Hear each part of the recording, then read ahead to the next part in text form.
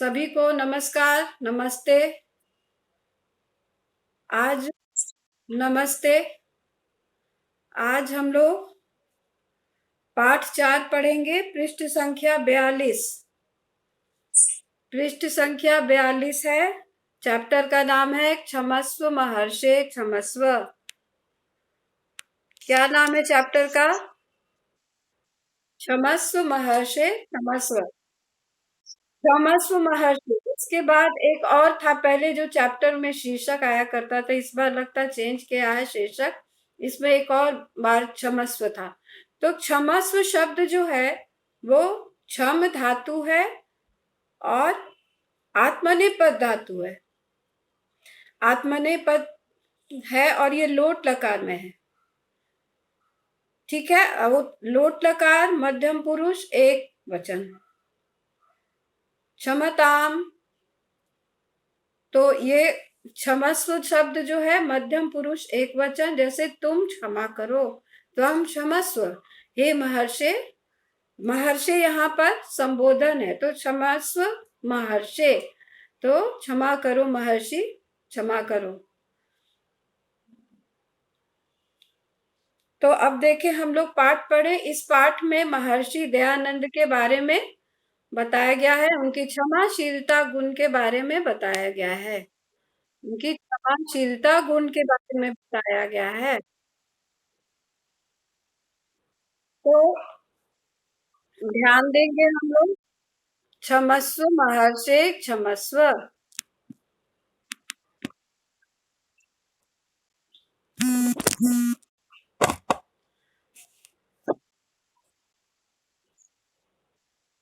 Good morning. अब देखें, हम पाठ पढ़ेंगे। भारते अनेके महापुरुषा अभवन महर्षि दयानंद तेषु प्रमुख आसीत। तो भारत में अनेक महापुरुष हुए, उनमें महर्षि दयानंद प्रमुख थे। महर्षि दयानंद उसमें कैसे थे? प्रमुख थे।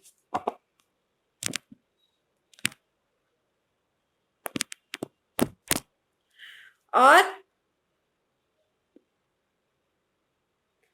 तस्मिन् काले समाजे अनेका कुरीतयः प्रचलिताः आसन। उस काल में बहुत सारी कुरीतियां हमारे समाज में प्रचलित थी। यथा, जो कैसे कैसे थे, कौन कौन सी कुरीतियां थी? अंधविश्वास, स्त्री अशिक्षा, बाल विवाह, जाति प्रथा इत्यादयः। तो अंधविश्वास, स्त्री अशिक्षा, बाल विवाह, जाति प्रथा आदयः। एताः सर्वाः निवार्यन् वेद धर्मं च प्रचार्यन् महर्षि भारते सर्वत्र अभ्रमत्।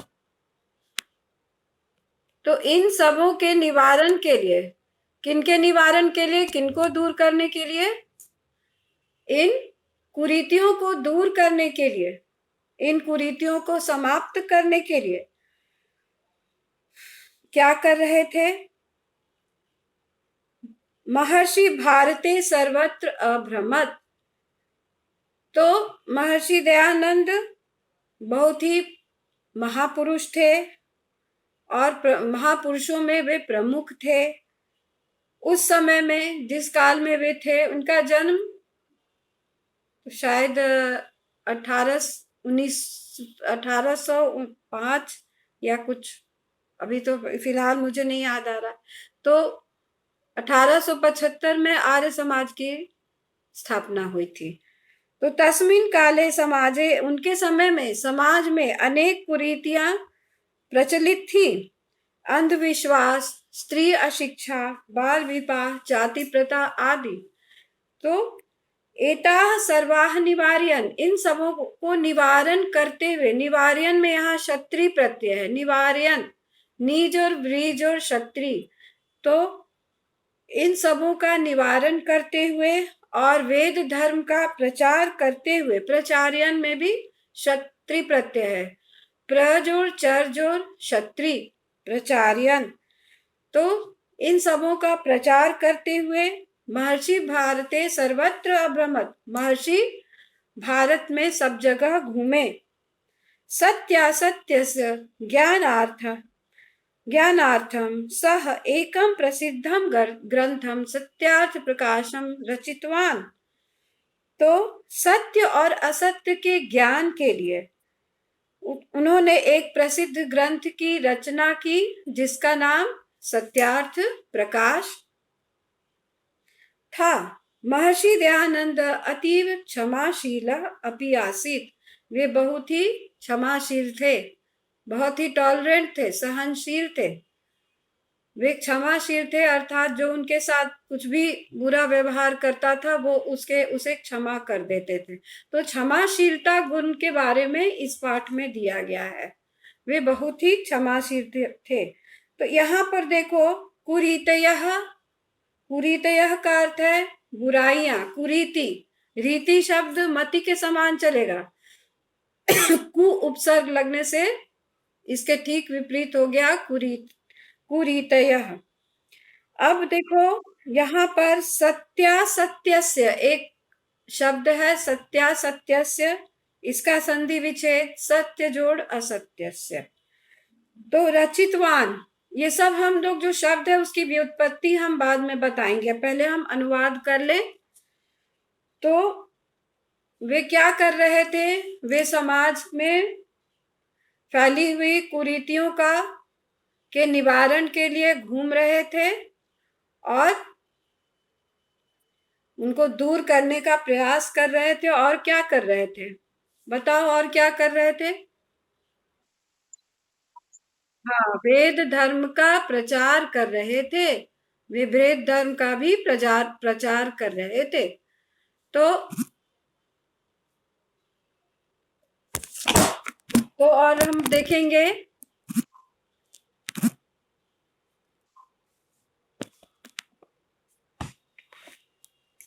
वेद धर्म का प्रचार कर रहे थे। अगले पृष्ठ संख्या 43, पृष्ठ संख्या 43। एकदा सह काशी नगरे, एक बार वे काशी नगर में गंगा के तट पर एक कुटिया में एकदा सह काशी नगरे गंगाया तटे एकस्मिन् कुटीरे शिष्य सह अतिष्ठत। एक बार वे काशी नगर में गंगा के किनारे एक कुटिया में शिष्यों के साथ रह रहे थे। मतलब वेद धर्म के प्रचार के दौरान और कुरीतियों को दूर करने के ही दौरान घूमते हुए वे गंगा के किनारे काशी नगर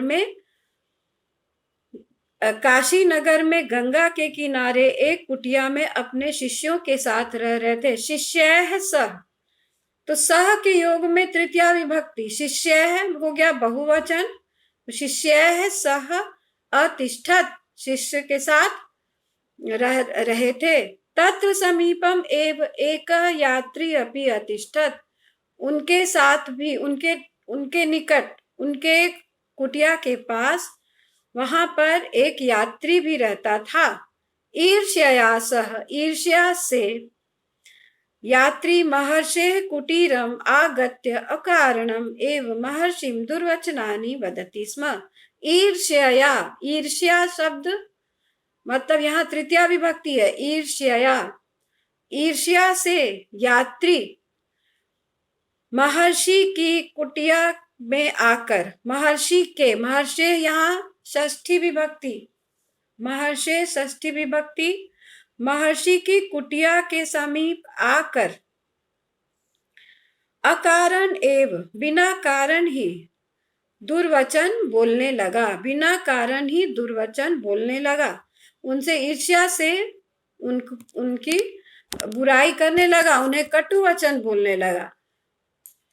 उसके बाद जितेंद्रिय महर्षि, जितेंद्रिय महर्षि मतलब कि जो महर्षि जिसने अपने इंद्रियों पर वश कर लिया है, जिसने अपने इंद्रियों पर काबू कर लिया है।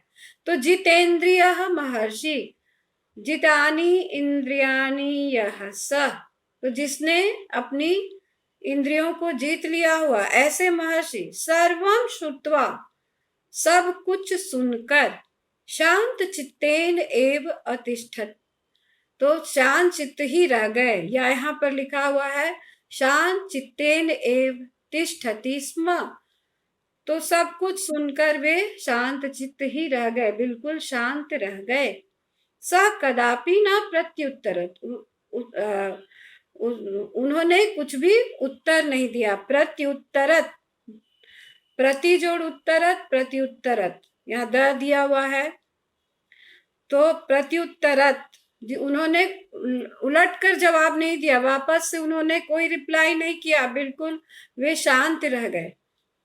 उसके बाद शिष्या क्रुद्धा अभवन, उनके जो शिष्य थे वे क्रोधित हो गए, वे क्रोधित हुए।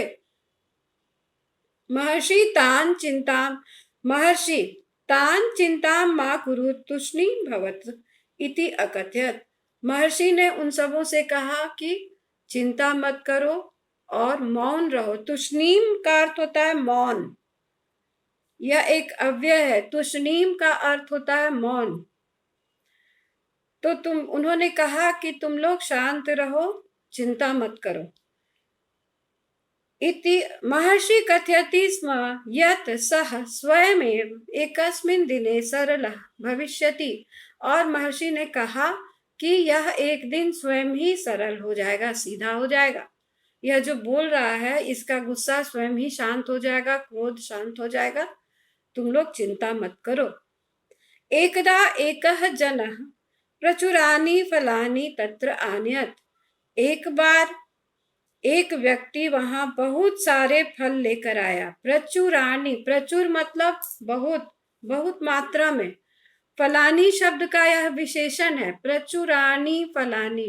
तो विशेषण विशेष का यह नियम तो तुम लोगों को पता है कि जो विशेष का विभक्ति लिंग वचन होता है उसी का लिंग वचन विशेषण का भी होता है, विभक्ति का। तो यहाँ प्रचुरानि हो गया नपुंसक लिंग बहुवचन, फलानी नपुंसक लिंग बहुवचन प्रथमा विभक्ति, तो प्रचुरानि में भी प्रथमा विभक्ति। तो एकदा एकः जनः प्रचुरानि फलानि तत्र आनयत्। कौन बहुत सारे फल लेकर के आया? एकः जनः, एकः जनः, हाँ। फलानि कीदृशानि आसन, अच्छा आगे है इसका प्रचुरानि आसन, और भी इसके विशेषण है, आगे हम लोग देखें। महर्षि दयानंद कानिचित मधुरानि रसयुक्तानि फलानि वस्त्रे बद्धवा तस्मै यात्रिणे दातुम स्वशिष्यम प्रेषितवान। तब दयानंद ने क्या किया? कुछ मीठे रसयुक्त फल को, कुछ मीठे रसयुक्त फल को वस्त्र में बांध कर, बद्धवा मने बांध कर। तो दयानंद ने क्या किया? महर्षि दयानंद ने कुछ मीठे रसयुक्त फल को किसमें बांध दिया? वस्त्र में बांध कर। बद्धवा, बद्ध जोड़क्तवा, बांधना, बद्ध भी होता और बंध भी होता, दोनों ही धातु हैं। तो बद्ध यहां होगा, बद्ध जोड़क्तवा मने बांध कर। क्या किया? तस्मै यात्री ने, उस यात्री के वास्ते, यहाँ चतुर्थी है दोनों में, तो उस यात्री के वास्ते तस्मै यात्री ने दातुम देने के लिए, दा जोड़ तुम देने के लिए, स्व शिष्यम प्रेषितवान अपने शिष्य को भेजा। तो दयानंद ने क्या किया? कुछ मीठे रसयुक्त फल को एक वस्त्र में बांधा और उस यात्री को देने के लिए अपने शिष्य को भेजा। प्रेषितवान भेजा, प्रेष जोड़क्तवतु प्रेषितवान भेजा। स शिष्य अचिंत्यत, वह शिष्य तो चल दिया देने के लिए, लेकिन क्या हुआ? स शिष्य अचिंत्यत सह यात्री तो प्रतिदिनम अत्र आगत्य अकारणमेव कटुवचनानि कथयति किमर्थम तदा तस्मै एतानि फलानि। तो उस शिष्य ने कहा कि यह यात्री तो प्रतिदिन यहाँ आकर के कड़वे वचन बोलता है, फिर उसके वास्ते ये मीठे रसयुक्त फल क्यों? तदा किमर्थम तदा तस्मै एतानि फलानि, फिर क्यों उसके वास्ते ये मीठे फल। अब शिष्यस्य भावम अवगत्य, अब शिष्य के भाव को महर्षि समझ गए। अवगत्य माने जानकर, शिष्यस्य भावम अवगत्य, शिष्य के भाव को जानकर, महर्षि अकथयत, महर्षि ने कहा, चिंता मा कुरु, चिंता मत करो, तस्मै यात्री ने, उस यात्री को फल देकर आ जाओ, तस्मै यात्री ने फलम दत्वा आगच्छ, तो उस यात्री को फल दे करके आ जाओ। बताओ कि दयानंद ने किसे भेजा, किसे भेजा, क्या दे करके भेजा, फल कैसे थे, मीठे और यकृत फल थे, ठीक है। किसमें बांध कर भेजा, वस्त्र में बांध कर भेजा। बद्धवा में कौन सा प्रत्यय है, बद्धवा, अक्त्वा। कौन सा धातु है, बध, बंध भी हो सकता है, बध भी हो सकता है, लेकिन यहाँ बध ही होगा। तो बध धातु है, बधवा, ठीक है। और बताओ कि दत्वा में कौन सा प्रत्यय है, अक्त्वा, ठीक है। अब देखो, अवगत्य, अवगत्य शब्द कैसे बना है, व्युत्पत्ति क्या होगी इसकी, अवगत्य की। वेरी गुड, अव प्लस गम प्लस ल्यप, अवगत्य। अवगत्य मतलब, अवगत्य मतलब जानकर। गम धातु में जब अब उपसर्ग लग जाता है तो अर्थ हो जाता है समझना, जानना। अवगच्छामि समझता हूं, अवगच्छति समझता है। तो अवगत्य में अव जोड़ गम जोड़ ल्यप, जानकर। अकथयत, अच्छा आगे देखें हम लोग, गुरु आज्ञया, गुरु की आज्ञा से, आज्ञया में तृतीया विभक्ति, आज्ञा लता के समान चलेगा, आज्ञया लतया, आज्ञया। तो गुरु की आज्ञा से शिष्य, गुरु आज्ञया शिष्य यात्रिणः समीपम गत्वा, यात्री के समीप जाकर, यात्रिणः षष्ठी विभक्ति, तो यात्री के समीप जाकर बोला, अवदत उसने कहा, अस्माकं स्वामिना, हमारे स्वामी ने, भवता कृते, आपके वास्ते, देखो कृते अव्यय है, कृते, और कृते के योग में हमेशा षष्ठी विभक्ति लगती है।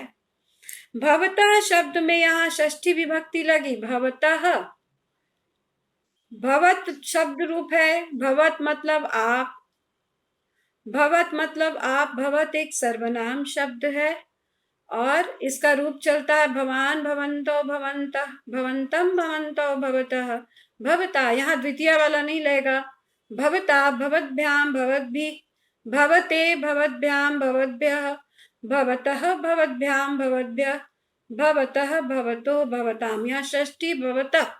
कृते, आपके वास्ते, कृते मतलब वास्ते,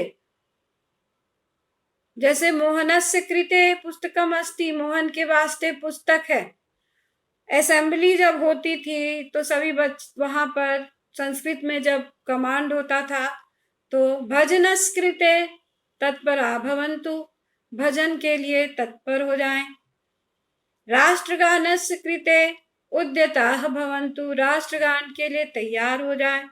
तो कृते के में हमेशा षष्ठी विभक्ति लगती है, तो यहाँ भी भवतः में षष्ठी विभक्ति लगी, भवतः पुल्लिंग है यहाँ पर। तो आपके वास्ते ये फल भेजे हैं, हमारे स्वामी ने आपके वास्ते ये फल भेजे हैं, कृपया स्वीकरोतु, कृपया इसे स्वीकार करें। सह असहिष्णु यात्री, वह असहनशील यात्री। ठीक इसके विपरीत दयानंद कैसे थे, सहिष्णु थे, अर्थात सहनशील थे। असहिष्णु यात्री, क्या कहा, क्या किया उसने,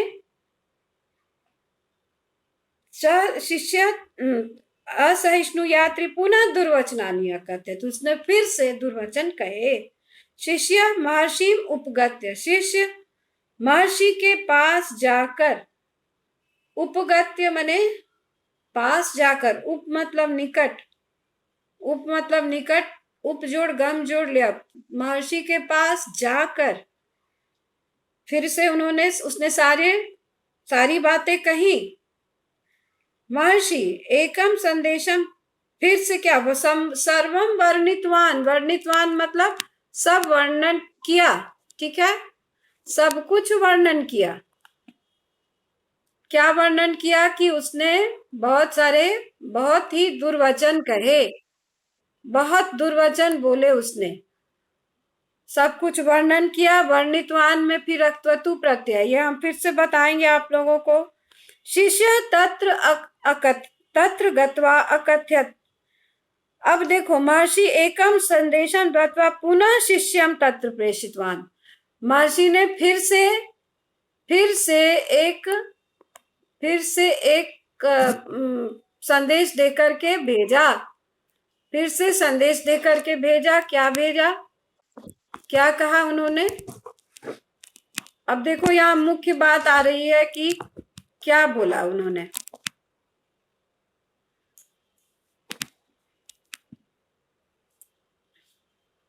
उन्होंने कहा कि स असहिष्णु यात्री पुनः दुर्वचनानि अकथयत्, शिष्य महर्षिम उपगत्य सर्वम वर्णितवान, सब कुछ उसने कहा, सब कुछ उसने वर्णन किया, ठीक है, सब कुछ वर्णन किया। शिष्य तत्र महर्षि एकम संदेशम दत्वा पुनः शिष्यम तत्र प्रेषितवान, फिर से उन्होंने एक संदेश दिया और उसके पास भेजा, उस यात्री के पास भेजा। क्या कहा? महर्षि एकम संदेशम दत्वा पुनः शिष्यम तत्र प्रेषितवान। प्रेषितवान का क्या अर्थ है? प्रेषितवान का क्या अर्थ है? भेजा। प्रेषक का क्या अर्थ है? प्रेषक, प्रेषक, प्रेषक का अर्थ हो गया भेजने वाला। यहां पर ये प्रेषक कौन है? महर्षि दयानंद, ठीक है। तो उन्होंने भेजा, किसको भेजा? शिष्य को भेजा, पुनः उस यात्री के पास भेजा। वहां जाकर के उसने कहा, उस शिष्य ने कहा, अस्माकम स्वामी कथयति, हमारे स्वामी कहते हैं, यत अमृत वर्षया भवतः बहुशक्ति नष्टा, हमारे स्वामी कहते हैं कि अमृत वर्षा से, मतलब अमृत की वर्षा से आपकी बहुत शक्ति नष्ट हो गई, आप बहुत मतलब क्या, दुर्बल हो गए, आपने इतने अच्छे अच्छे शब्द कहे हैं, आपकी बहुत शक्ति नष्ट हो गई। पुनः अमृत वर्षा है, फिर से अमृत वर्षा करने के लिए, फिर से और अच्छी बातें करने के लिए, अमृत वर्षा करने के लिए, शक्ति को प्राप्त करने के लिए अमृत वर्षा है। शक्तिम प्राप्तुम, प्राप्तुम में कौन सा प्रत्यय है? प्राप्तुम में कौन सा प्रत्यय है? तुमुन, यस। प्र, आप मतलब पाना, इसमें प्र उपसर्ग लग गया, तो प्र जोड़ आप जोड़ तुमुन प्राप्तुम, तो पुनः शक्ति प्राप्त करने के लिए। एतानी मधुर रसयुक्तानि फलानी, ये मधुर रसयुक्त फल कृपया स्वीकार करें। एतत् श्रुत्वा, यह सुनकर, स यात्री लज्जितः भूत्वा धावित्वा च महर्षे समीपम आगत्य पादयोः पतित्वा अकथयत्, तो यह सुनकर के वह यात्री बहुत लज्जित हुआ। अब वह बहुत ही लज्जित हुआ, उसे पश्चाताप हुआ, और वह क्या किया उसने? देखो, इसमें अक्त्वा प्रत्यय और ल्यप प्रत्यय का प्रयोग बहुत ज्यादा।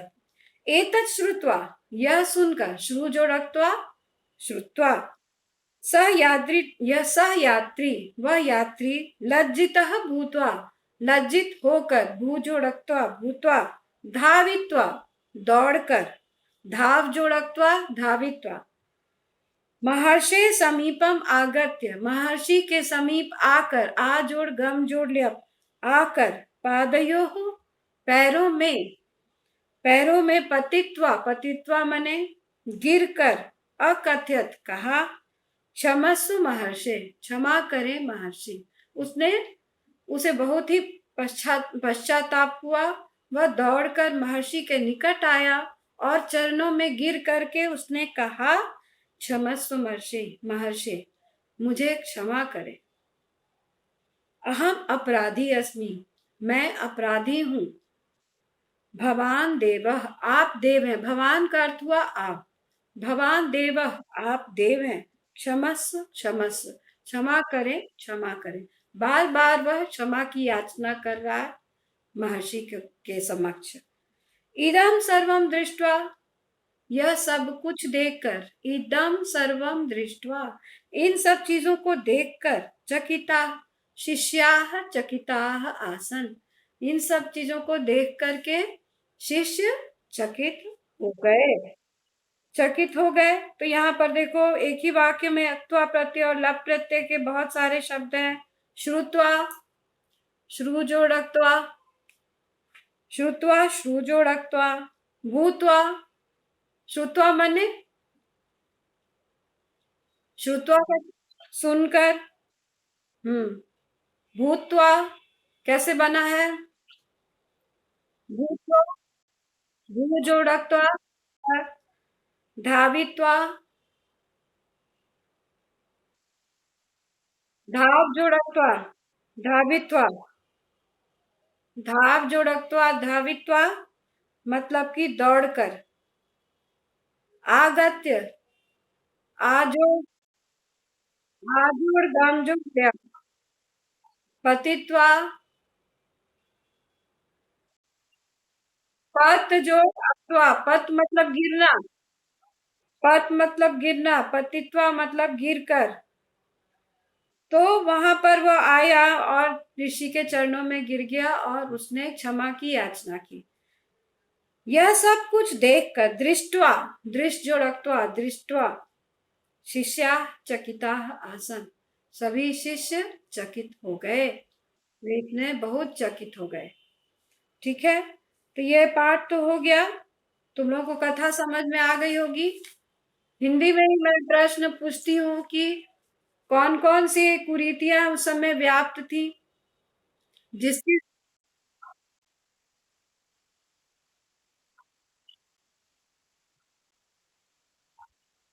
हाँ ठीक है।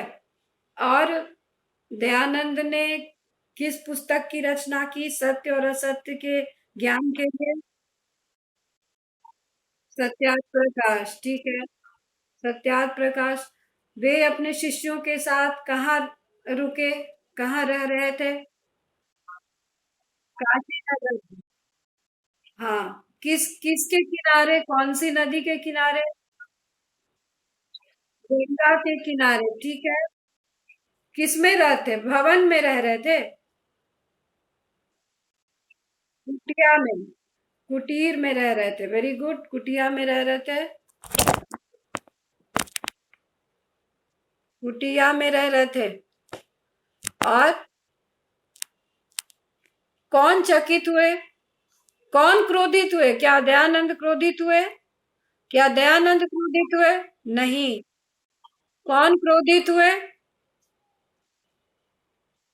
कौन क्रोधित हुए एक नहीं नहीं वो तो दुर्वचन बोलता था। ठीक है हाँ शिष्य शिष्या क्रोधिता अभवन